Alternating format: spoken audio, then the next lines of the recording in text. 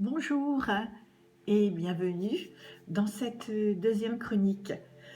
J'espère que vous arrivez à mettre en place chaque jour ces petits moments d'oisiveté propices au mieux-être et à l'estime de soi dont j'ai parlé dans la première chronique. Et surtout, n'hésitez pas à m'en faire part, hein.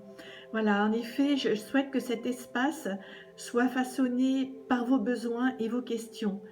Il est donc important que vous me fassiez part de vos réflexions, de vos expériences, en allant bien sur mon site et sur ma boîte mail contact@coachingchâteauroux.com. Voilà, et je vous lirai avec un grand plaisir et je vous répondrai aussi bien évidemment. Alors je sais que cette fin d'année 2024 ainsi que le début 2025 n'a pas été simple pour un grand nombre de personnes. Je n'ai pas échappé, moi aussi, à cette règle du tumulte. J'ai subi un accident et puis aussi le décès de 3 proches et tout ça en un seul mois. Cette année, la note a été un petit peu lourde. Voilà, c'est pourquoi j'ai décidé de faire cette chronique un petit peu particulière. Aujourd'hui, je voudrais évoquer la séparation et le deuil. Voilà. Ce deuil, il est unique, on le sait, chacun le vit à sa façon et en fonction d'une multitude de facteurs.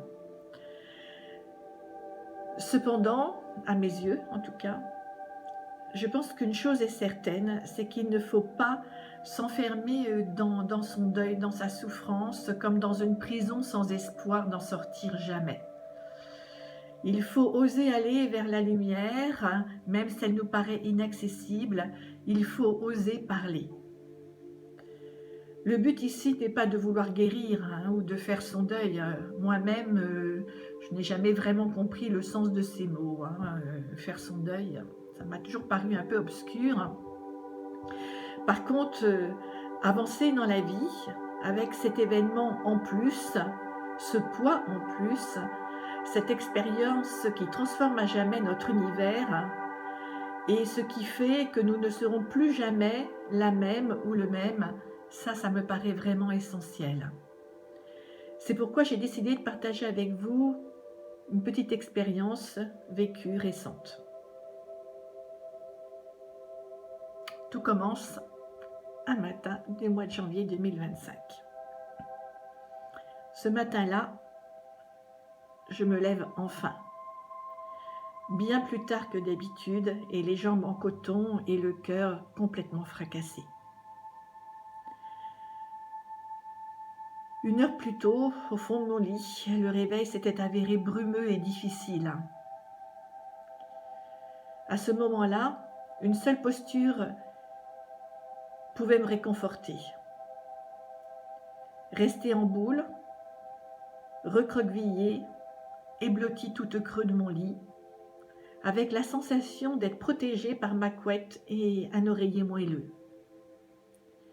Et puis ensuite, c'était juste laisser mon esprit décider pour moi, laisser les souvenirs aller, venir, apparaître, disparaître, au gré de leur fantaisie, mais surtout ne plus décider de rien, ne plus avoir à décider de rien.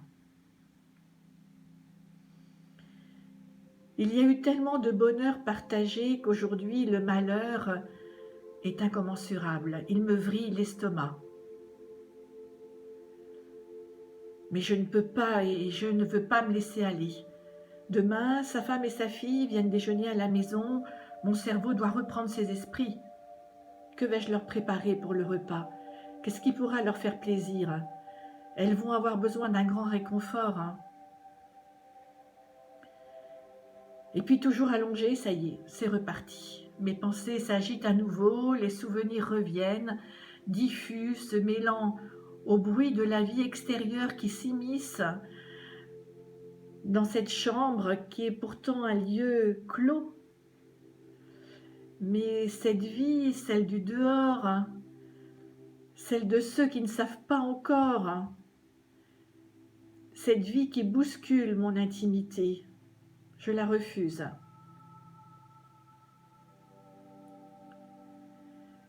C'est hier que j'ai appris le décès de cet être cher.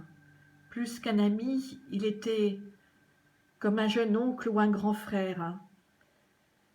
Lui et la femme sont les cadeaux extraordinaires que la vie m'a offerts. Toujours présents dans les bons et les mauvais moments, ils m'ont vu grandir et j'ai vu grandir moi aussi leurs enfants. Toujours blotti au fond de mon lit, au creux de mes pensées, les yeux grands ouverts et secs. Cette fois, j'ai le souffle court, je suis tétanisée par la douleur. J'ai peur de me lever, j'ai peur d'ouvrir les volets et de voir le jour. J'ai peur peut-être que mes souvenirs se dissipent.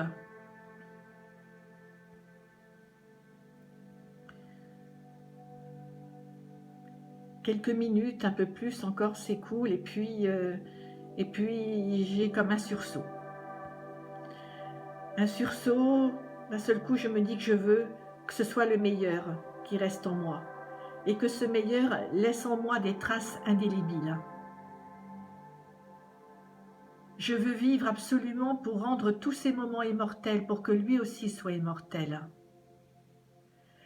Allez, maintenant il faut que je me lève. Les jambes en coton et le cœur fracassé, c'est sûr, mais il faut que je me lève. Il faut que je réfléchisse aux vivants, à sa femme, à sa fille, à ce qui leur fera plaisir. Il faut que j'aille faire des courses. Une fois debout, les larmes s'écoulent enfin au rythme de mes pas. Elles inondent mon visage, mais libèrent aussi quelque chose en moi. Je sais qu'il y aura encore et souvent des moments difficiles. Mais maintenant, j'ai surtout envie de dire merci. Merci pour tout cet amour, merci pour tous ces petits et ces grands bonheurs partagés. Merci d'avoir été toi-même, tout simplement. Je termine ici mon petit récit, mais pour le clôturer, vraiment, j'ai envie d'ajouter que parfois, il faut savoir accepter qu'il n'y ait rien à résoudre, rien à faire finalement. Il faut accepter de se sentir impuissant face à sa propre douleur ou face à la douleur de quelqu'un d'autre. Le seul réconfort, le vrai, se trouve alors au cœur de notre humanité, dans ce qui nous construit vraiment, dans notre capacité à écouter, à éprouver de la compassion avec authenticité. Et puis enfin, dès que c'est possible, il faut oser dire oui à la vie, oser dire merci.